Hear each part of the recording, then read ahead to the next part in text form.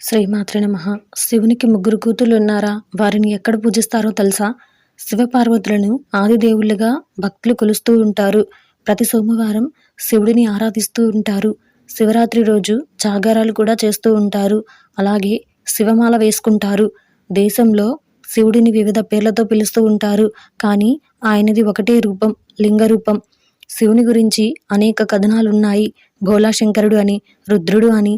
మిగతా దేవుళ్ళ కంటే శివుడిని మాత్రమే చాలా పేర్లతో పిలుస్తారు. ఎందుకంటే శివునికి గణేశుడు, కుమారస్వామి అనే ఇద్దరు కుమారులు ఉన్నారు. మిగతా వారికి సంతానం ఉన్నట్లు ఎక్కువగా చెప్పబడలేదు. ఈ తరుణంలో అసలు శివునికి ఇద్దరు కుమారులు కాదని ముగ్గురు కూతుర్లు కూడా ఉన్నారని కొన్ని పురాణాలు చెప్తున్నాయి. వాటిలో పద్మపురాణం ఒకటి. పద్మపురాణంలో శివుని గురించి ఏం చెప్పారో ఈరోజు ఈ వీడియోలో చూసి వివరంగా తెలుసుకుందాం. అంతకంటే ముందు ఈ వీడియో కనుక మీకు నచ్చినట్లయితే లైక్ చేయండి, షేర్ చేయండి. అలాగే మరెన్నో ఇలాంటి ఆధ్యాత్మిక విషయాల కోసం మన ఛానల్ని సబ్స్క్రైబ్ చేసుకోండి. ఇంకా విషయంలోకి వెళ్తే, శివపార్వతులకు అసలైన సంతానం వినాయకుడు, కుమారస్వామిగా చెబుతారు. కానీ ఈ దంపతులకు ముగ్గురు కూతుర్లు ఉన్నారని, వీరికి ప్రత్యేక పూజలు కూడా చేస్తున్నారు అన్న విషయం చాలా మందికి తెలియదు. పద్మపురాణం ప్రకారం శివునికి అశోక సుందరి, జ్యోతి, మానస అనే ముగ్గురు కూతుర్లున్నారు. వీరు శివుని అనుగ్రహం వల్ల జన్మించారని తెలుస్తోంది. అశోక సుందరి శివుని మొదటి కుమార్తె. ఈమెను పార్వతీదేవి సృష్టించిందని చెబుతారు. తన ఒంటరితనాన్ని తగ్గించుకోవడానికి అశోక సుందరిని పుట్టించిందని అంటున్నారు.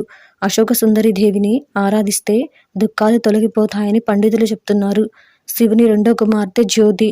ఈమెను జ్వాలాముఖి అని కూడా అంటారు. అయితే ఈమె పార్వతీదేవి తన నుదుటి నుంచి ఉద్భవించిందని చెబుతున్నారు. ఇక శివుని చివరి కుమార్తె మానసగా చెప్తున్నారు. అయితే మిగతా ఇద్దరి కంటే ఈమెను ప్రత్యేకంగా చెబుతున్నారు. శివుని అనుగ్రహంతో ఈమె జన్మించింది అని చెప్తున్నారు.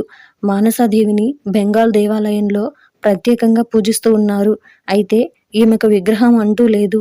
మట్టి, పాము లేదా మట్టి కుండ లేదా చెట్టు కొమ్మను మానసాదేవిగా పూజిస్తారు. చికెన్ ఫాక్స్, పాము కాటుకు గురైన వారిని ఈ దేవి కాపాడుతుందని చాలా మంది ప్రజలు నమ్ముతారు.